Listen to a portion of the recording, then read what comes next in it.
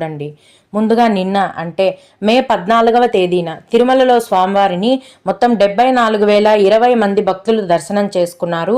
అందులో స్వామివారికి మొత్తం 31,190 మంది భక్తులు తలనీలాలను సమర్పించారండి.